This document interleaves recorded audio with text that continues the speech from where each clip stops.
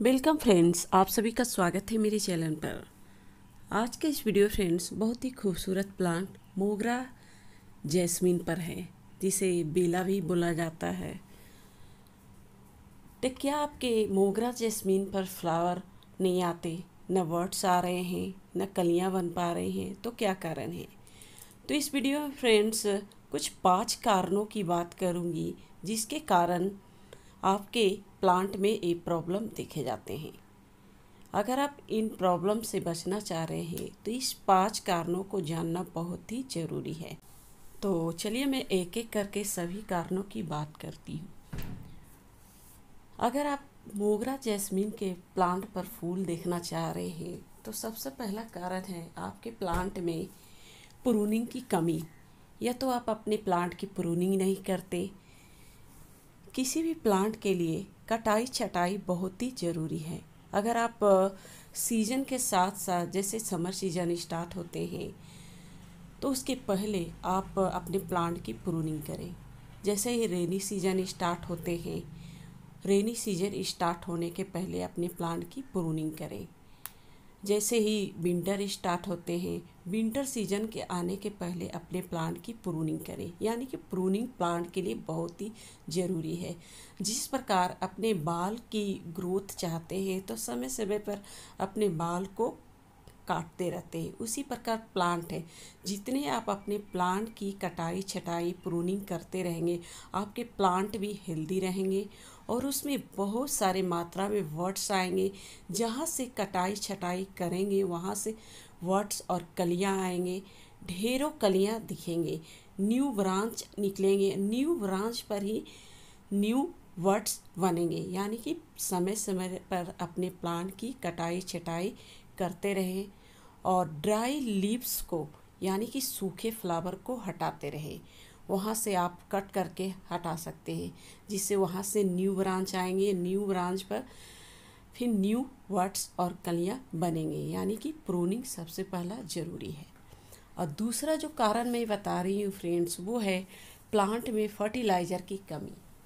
अगर आप प्लांट लगाते हैं तो प्लांट को सरवाइव करने के लिए कुछ न्यूट्रिएंट्स की आवश्यकता होती है। उनमें से है एनपीके यानी कि नाइट्रोजन, फास्फोरस और पोटासियम।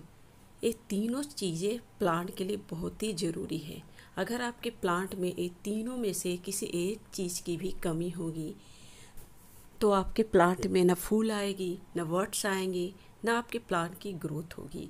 यानी कि तीनों चीज़ें एनपीके प्लांट के लिए बहुत ही ज़रूरी है। खासकर जब आपके प्लांट में वर्ड्स बनते हैं तो कोशिश करें उस समय आप 15-15 दिन में अपने प्लांट में फर्टिलाइज़र डालते रहें।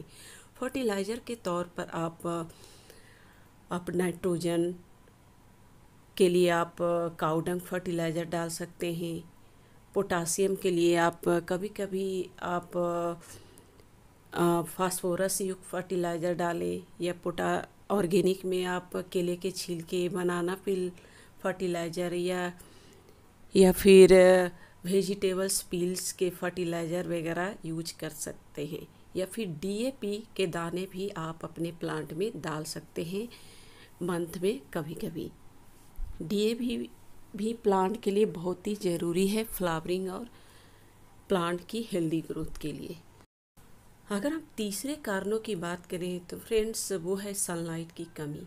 किसी भी प्लांट के लिए सनलाइट का मिलना बहुत ही ज़रूरी है, क्योंकि सनलाइट के माध्यम से ही वो अपने प्लांट में भोजन बनाते हैं, यानी कि फोटोसिंथेसिस की क्रिया करते हैं, जिसके चलते आपके प्लांट को एनर्जी मिलती है। अगर आपके प्लांट स्वस्थ नहीं रहेंगे तो उसमें बिल्कुल भी आपके प्लांट में न वर्ड्स आएंगे, आपके प्लांट ना हेल्दी ग्रोथ करेंगे, बिल्कुल प्लांट मुरझाए मुरझाए से दिखेंगे। यानी कि प्लांट की हेल्दी ग्रोथ के लिए उसे सनलाइट का मिलना बहुत ही ज़रूरी है। और मोगरा एक ऐसे समर फ्लावरिंग प्लांटों में गिना जाता है कि इसे आप कम से कम 7 से 8 आवर की धूप इसे चाहिए ही चाहिए। अब हम इसके चौथे कारणों की बात करें तो फ्रेंड्स वो है प्लांट में पेस्ट इंसेक्ट। क्या आपके प्लांट में पेस्ट इंसेक्ट भरे पड़े हैं? क्या आपकी मिट्टी हेल्दी नहीं है? या हो सकते हैं आपके प्लांट में पूरे कीड़े लगे हों या मिट्टी में कीड़े की भरमार हो। कई सालों से आपने उस मिट्टी को चेंज नहीं किए हैं, जिसके चलते आपकी मिट्टी में भी कीड़े छुपे हो सकते हैं। तो आप देखने की कोशिश करें कि आपके प्लांट पेस्ट इंसेक्ट फ्री है कि नहीं। अगर आपके प्लांट में पेस्ट इंसेक्ट हैं तो समय समय पर आप नीम ऑयल का स्प्रे करते रहें, इंसेक्टिसाइड सॉप का स्प्रे करते रहें और रेगुलर आप ये भी कोशिश करें कम से कम उसके ऊपर की 4 इंच की मिट्टी निकाल कर उसमें अच्छी तरह से फर्टिलाइज़र, कंपोस्ट, नीम खली वगैरह मिक्स करके उसके सॉइल में फिलअप करें, यानी कि उसके ऊपर से डाल दें। इससे आपको ये फ़ायदे होंगे कि आपकी मिट्टी दोबारा से रिचार्ज हो जाएंगे।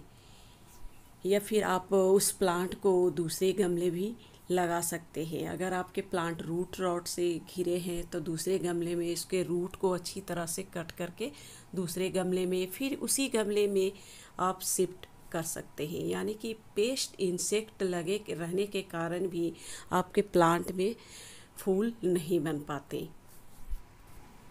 और लास्ट जो मैं कारण बता रही हूँ फ्रेंड्स, वो है वाटरिंग। यानी कि वाटरिंग भी एक सबसे बड़ी समस्या है कि आप वाटरिंग किस टाइम में करते हैं। अगर आप सनलाइट में वाटरिंग करते हैं तो आपके प्लांट में पूरे प्लांट आपके ख़राब हो जाएंगे। जिस तरह से हम धूप से आने के बाद जस्ट पानी पीते हैं तो सर्द गर्मी के कारण कभी कभी सर्दी जुकाम हो जाते हैं, उसी तरह से प्लांट है। अगर आप सूरज निकलने के बाद पानी डालते हैं तो आपके प्लांट खराब होने लगते हैं। अगर आप इसमें ओवर वाटरिंग भी कर देते हैं तब भी आपके प्लांट खराब होते हैं। अगर कम पानी डालते हैं तब भी आपके प्लांट खराब हो जाते हैं। यानी कि पानी को हमेशा, वाटरिंग को सॉइल की स्थिति को देखते हुए करें, ना ओवर वाटरिंग करें ना कम वाटरिंग करें। यानी कि पानी डालना भी एक तरह से आप कला कह सकते हैं। इसलिए कोशिश करें जब भी आप किसी भी प्लांट में पानी डालते हैं तो उसके सॉइल को सबसे पहले आप चेक कर लें। खासकर विंटर सीजन में अगर हम लगातार डालते हैं तो ओवर वाटरिंग के कारण हमारे प्लांट के रूट गल जाते हैं। और समर में भी आप जब डालते हैं तो उसकी सॉइल को चेक करते हुए डालें।